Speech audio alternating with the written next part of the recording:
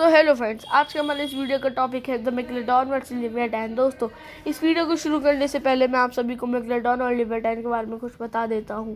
आपने अभी के समय की सबसे बड़ी sharks the great white sharks का तो नाम ही सुना होगा, क्योंकि 20 मिलियन साल पहले भी द ग्रेट व्हाइट शार्क्स ही सबसे बड़ी थी। उस टाइम तो ये एग्जिस्ट भी नहीं करती थी। उस टाइम तो किसी और ने सबसे बड़ी शार्क का किरदार निभाया था, वो थी द मेगलोडॉन। मेगलोडॉन की आज तक की मैक्सिमम हाइट 60 फीट यानी कि 18 मीटर तक रिकॉर्ड हुई है। इनको समुद्र का राजा भी माना जाता है। इनके सामने जो भी आता है इनसे बच नहीं पाता, पर इनके भी कुछ कॉम्पिटिटर्स थे जो इन पे कभी कभी भारी पड़ते थे। मेगलोडॉन अच्छा है कि आज के समय में एग्जिस्ट नहीं करती, वरना बच्चे इनसे खूब डरते। ये कहीं से भी अटैक कर सकती थी, आपके आगे से, पीछे से और नीचे से अटैक करने की वजह से ही मेगलोडॉन को शातिर किलर शार्क्स कहा जाता है। ये अपने आसपास की थर्मल हीट को फील कर सकती थी, इसलिए अगर कोई इंसान या फिर कोई मछली जैसी चीज़ इनको पीछे से मारने की कोशिश भी करती तो भी सक्सेसफुल नहीं होती, क्योंकि मेगलोडॉन को उसका अंदाज़ा हो जाता। इसी कारण से मेगलोडॉन बहुत स्ट्रॉन्ग मानी जाती है। ये आज तक की सबसे स्ट्रॉन्ग शार्क्स है। पर लिवियरटैन भी कुछ कम नहीं, ये अपनी प्रजाति यानी कि व्हेल्स की प्रजाति में सबसे खतरनाक है। इनकी हाइट 44 फीट यानी कि 13.5 मीटर्स तक भी हुआ करती थी। छोटी मेगलोडॉन भले ही इनसे डरती थी, पर पीछे नहीं हटती थी, क्योंकि उनको पता था कि अगर वो पीछे हट गई तो उनका नाम खराब होगा। कभी भी दो मेगलोडॉन अगर एक साथ लड़ती तो जिसका साइज ज़्यादा बड़ा होता वही जीतती। ये तो नेचर था। पर क्या होता अगर दो सबसे बड़ी मेगलोडॉन लड़ती? वो तो सोचने की ही ज़रूरत नहीं कि एक दूसरे से लड़ने में वो काफ़ी डेंजरस होती। पर अगर दो मेगलोडॉन के बजाय एक मेगलोडॉन और एक लिवियरटैन लड़े तो उसका कंपैरिजन करने के लिए ही मैं ये वीडियो बना रहा हूँ। तो बिना देरी के इनको शुरू करते हैं। मेगलोडॉन और लिवियरटैन का जिस चीज़ पे हम सबसे पहले कंपैरिजन करेंगे वो होगा इनका बाइट फोर्स। मेगलोडॉन का बाइट फोर्स 24,000 टू 40,000 पाउंड्स हुआ करता था, यानी कि आप लोग सोच ही सकते हैं इनका मैक्सिमम बाइट फोर्स इतना था कि अगर आपके ऊपर ब्रिज गिर जाए उसके 3 टाइम ज़्यादा स्ट्रॉन्गर था। वही लिवियरटैन का मैक्सिमम बाइट फोर्स था 30,000 पाउंड्स, या फिर कभी कभी 33,000 पाउंड्स तक भी इनका बाइट फोर्स रीच कर सकता था, जब ये सिर्फ बहुत डेंजर में होती या फिर इनको बहुत गुस्सा आ रहा होता। अगली चीज़ जिसमें कंपैरिजन करेंगे वो हो गया इनके दांतों की लंबाई। मेगलोडॉन के दांतों की लंबाई थी 4.125 इंच, वही लिवियरटैन के दांतों की लंबाई थी 14 इंच, यानी कि मेगलोडॉन के दांतों की लंबाई से 3 गुना से भी ज़्यादा। वही मेगलोडॉन के 276 यानी 276 टीथ हुआ करते थे, और लिवियरटैन के सिर्फ 40 यानी 40 टीथ हुआ करते थे। अगली इन चीज़ों में तो मेगलोडॉन का पास भारी है, पर क्या अगली चीज़ जो है उसमें भी मेगलोडॉन का पास भारी रहेगा? देखते हैं। लेंथ ऑफ जॉ यानी कि उनके जबड़े की लंबाई के ऊपर अगला कंपैरिजन है। मेगलोडॉन के जबड़े की लंबाई थी 6.6 फीट यानी कि 2 मीटर, वहीं लिवियरटैन के जबड़े की लंबाई थी 6 फीट, जो कि मेगलोडॉन के जबड़ों की लंबाई से कम है।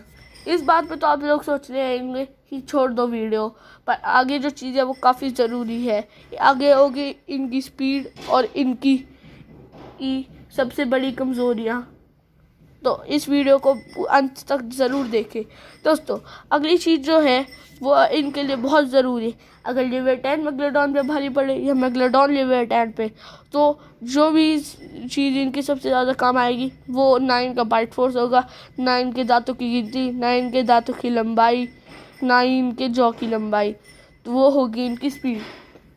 दोस्तों, मेगलोडॉन की आज तक की मैक्सिमम स्पीड उसके साइज़ के अकॉर्डिंग 35 मील्स पर आवर तक रिकॉर्ड हुई है। वहीं लिवियरटैन की maximum speed 30 miles per hour हुई है।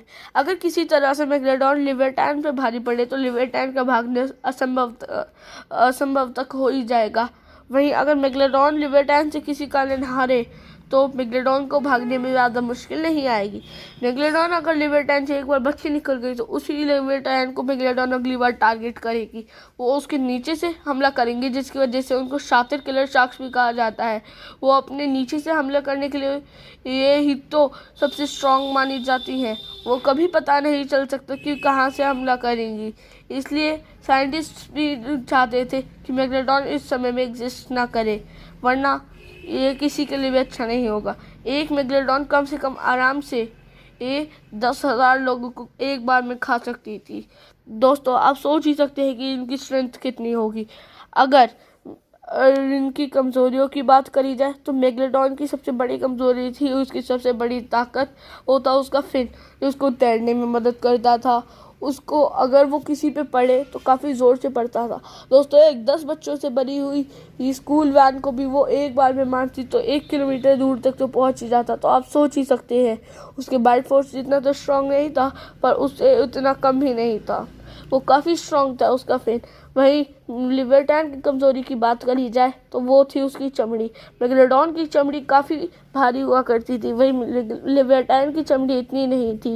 मेगलोडॉन एक बार अगर लिबर्टैन को काटती तो उसके 2 टुकड़े हो सकते थे, पर इतना आसान नहीं था क्योंकि लिबर्टैन काफ़ी ड्यूरेबल और फ्लेक्सिबल थी। मेगलोडॉन उसको इतनी आसानी से नहीं काट पाती। लिबर्टैन अगर मेगलोडॉन की फिन को काटने में सक्सेसफुल रहती तो उसके जीतने की आकार बहुत ज़्यादा बढ़ जाते और मेगलोडॉन के जीतने के बहुत कम हो जाते। मेरे अकॉर्डिंग तो मेगलोडॉन ही जीतती, क्योंकि मेगलोडॉन की चमड़ी इतनी मोटी थी कि लिबर्टैन को उसके फिन को एक ही जगह से कम 3 बार काटना पड़ता, तब जाके उसका फिन कहीं कटता, जो कि इतना आसान नहीं है। क्योंकि मैंने आपको वीडियो की शुरुआत में ही बताया था कि कोई भी जीव अगर मेगलोडॉन के पीछे से अटैक करे तो उसको उसकी सतर्कता महसूस हो जाती है। वहीं लिबर्टैन अगर मेगलोडॉन के जबड़ों के बीच में आ गई गलती से भी तो लिबर्टैन के जीतने की तो कोई संभावना ही नहीं है। बस अगर लिबर्टैन तभी जीत सकती है जब वो उसके फिन काटे, जो कि लगभग नामुमकिन है। तो दोस्तों, मेरे अकॉर्डिंग तो मेगलोडॉन लिबर्टैन को आराम से हरा सकती है।